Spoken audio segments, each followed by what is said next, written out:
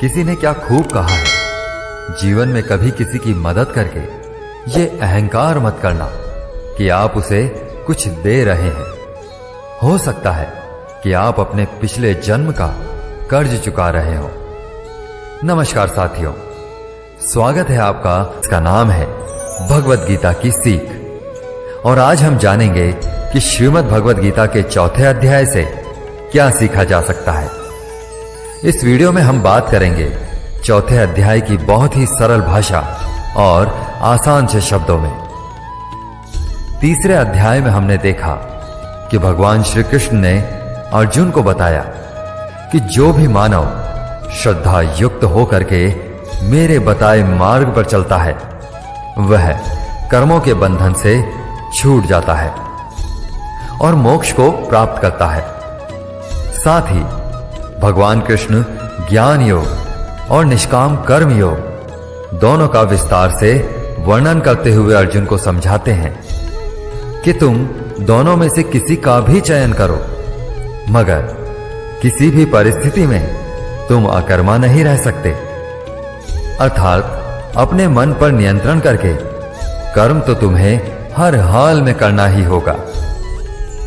साथियों, इससे पहले कि आप श्रीमद् भगवत गीता के चौथे अध्याय की शिक्षाओं में खो जाएं, अगर आप इस चैनल पर नए हैं तो चैनल को सब्सक्राइब करके घंटी को जरूर ऑन कर दें, क्योंकि हम आपके लिए ऐसे ही ज्ञानवर्धक और प्रेरणादायक वीडियोस लाते रहते हैं।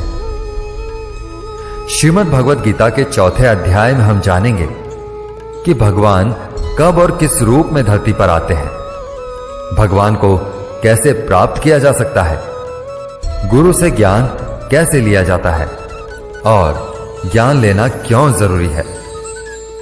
तो चलिए विस्तार से जानते हैं श्रीमद् भगवत गीता के चौथे अध्याय से मिलने वाली सीख और शिक्षाओं के बारे में। श्रीमद् भगवत गीता अध्याय 4 ज्ञान कर्म संन्यास योग। इस अध्याय के प्रथम श्लोक में भगवान श्री कृष्ण कहते हैं, इमं विवस्वते योगम प्रोक्तवान हम व्ययम विवस्वान मन वे प्राह मनुविक्षवाक वे अब्रवीत। अर्थात मैंने इस शाश्वत ज्ञान योग का उपदेश सूर्यदेव विवस्वान को दिया और विवस्वान ने मनु और फिर इसके बाद मनु ने इसका उपदेश इक्ष्वाकु को दिया। इस श्लोक में भगवान श्री कृष्ण ने अर्जुन को दिए जा रहे आध्यात्मिक ज्ञान की विश्वसनीयता और महत्व को प्रतिपादित किया है। श्री कृष्ण अर्जुन को बताते हैं कि उसे युद्ध करने की प्रेरणा प्रदान करने हेतु दिया जा रहा ज्ञान कोई नवीन ज्ञान नहीं है, बल्कि यह वही प्राचीन और शाश्वत ज्ञान योग है जिसका उपदेश उन्होंने सबसे पहले विवस्वान या सूर्य देव को दिया था। फिर सूर्य देवता ने इस ज्ञान का उपदेश सृष्टि के प्रथम मानव मनु को और फिर बाद में मनु ने इसे सूर्य वंश के पहले राजा इक्ष्वाकु को दिया। आगे श्री कृष्ण अर्जुन को बताते हैं कि इस लौकिक जगत की प्रकृति इस प्रकार की है कि काल कर्म के साथ यह ज्ञान विलुप्त हो गया। उसी प्राचीन गूढ़ योग ज्ञान को आज मैं तुम्हारे सम्मुख प्रकट कर रहा हूं, क्योंकि तुम मेरे मित्र एवं मेरे भक्त हो, इसलिए तुम इस दिव्य ज्ञान को समझ सकते हो। अर्जुन ने भगवान को अपना मित्र मानकर उनकी आराधना की और इसलिए श्री कृष्ण उसे अपना परम मित्र और भक्त कहते हैं। हृदय में श्रद्धा और भक्ति के बिना कोई भी श्रीमद् भगवद गीता के दिव्य ज्ञान को ग्रहण नहीं कर सकता। अतः इसे समझने के लिए सच्ची श्रद्धा और भक्ति आवश्यक है। भगवान श्री कृष्ण की इस बात को सुनकर अर्जुन के मन में संशय उत्पन्न होता है और वे श्री कृष्ण से कहते हैं, अपरम भवतो जन्म परम जन्म विवस्वतः कथमेत दिव्य जानीयाम त्वमादौ प्रोक्तवान इति। अर्थात आपका जन्म तो विवस्वान के बहुत बाद हुआ है, तब मैं यह कैसे मान लूं कि प्रारंभ में आपने उन्हें इस ज्ञान का उपदेश दिया था।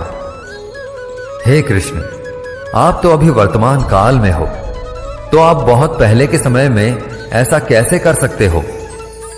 अर्जुन भगवान श्री कृष्ण के कथनों में घटनाओं की स्पष्ट असंगति से विचलित हो जाता है।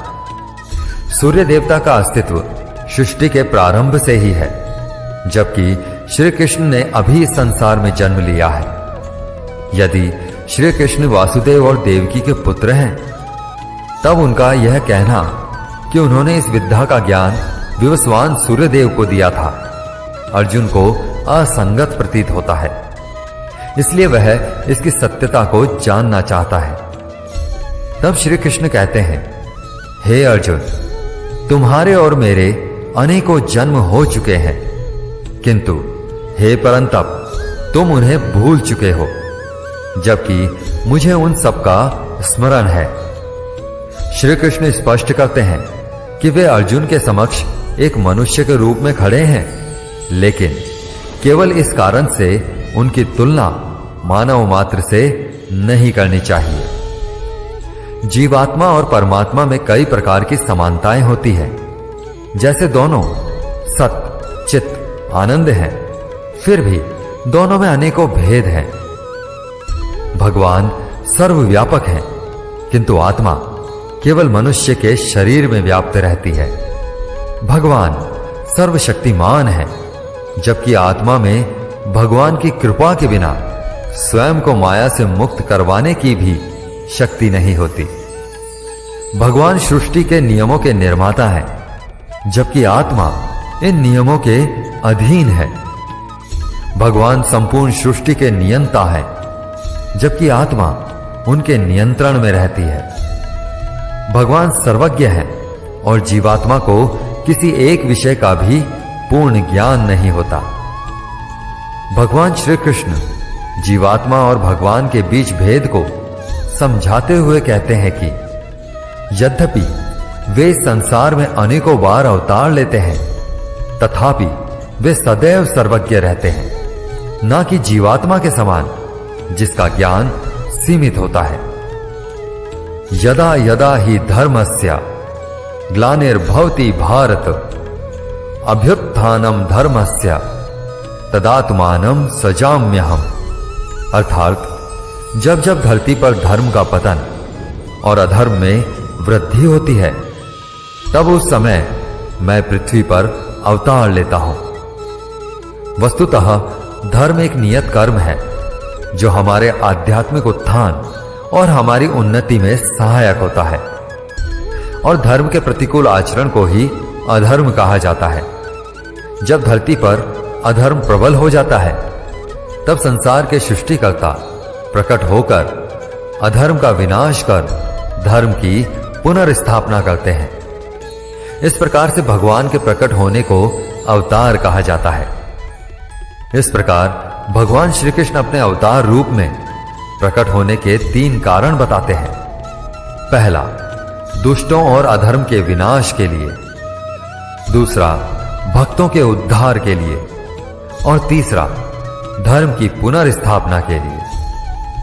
श्री कृष्ण कहते हैं, जिस तरह से कोई शिष्य मुझे बहुत प्रेम करता है, उसी प्रकार से मैं भी अपने शिष्यों से बहुत प्रेम करता हूं। जिस भाव से लोग मेरी शरण ग्रहण करते हैं, उसी भाव के अनुरूप मैं उन्हें फल देता हूं। मनुष्यों के गुणों और कर्मों के अनुसार मेरे द्वारा 4 वर्णों की रचना की गई है।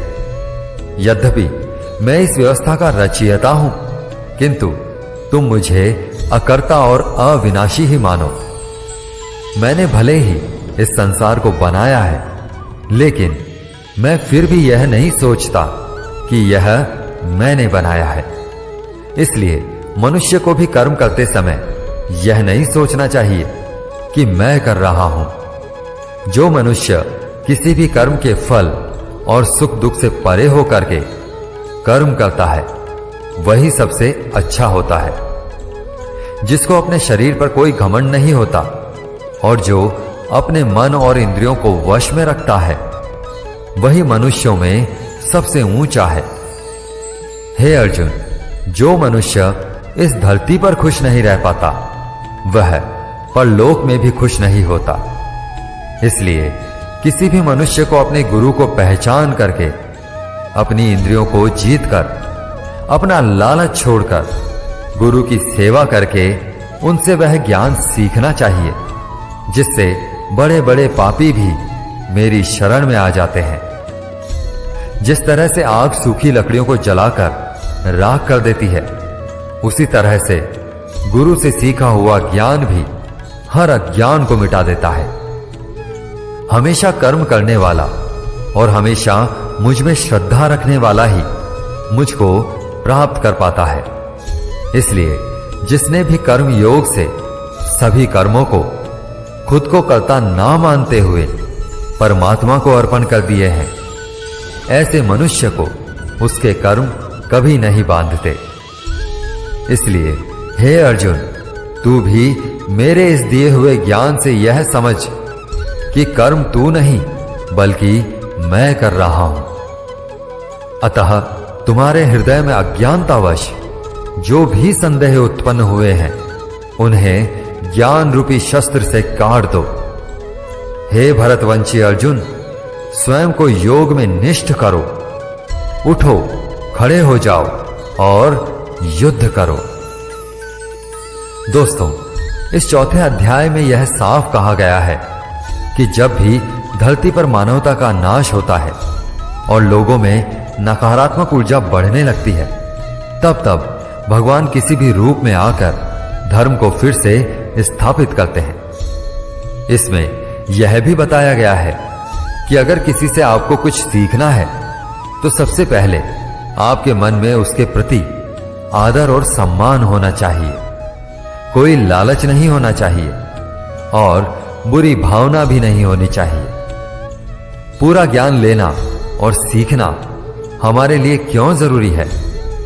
क्योंकि हम चाहे किसी भी क्षेत्र से संबंध रखते हों, यह एक स्वाभाविक सी बात है कि हमें उस क्षेत्र के गुरुओं से ज्ञान तो लेना ही पड़ेगा। और ज्ञान ही ऐसा तरीका है जो इस जीवन में हमें हमारे लक्ष्य से और इस जीवन के बाद हमें परमात्मा से मिला सकता है। साथियों, उम्मीद है आपको श्रीमद् भगवद गीता के चौथे अध्याय की ये सरल व्याख्या जरूर पसंद आई होगी और आपको इससे बहुत कुछ सीखने को मिला होगा। वीडियो को लाइक करके कमेंट में जय श्री राधे कृष्ण लिखना ना भूलें। अगर इस वीडियो में मुझसे कोई त्रुटि रह गई हो तो मैं क्षमा प्रार्थी हूं।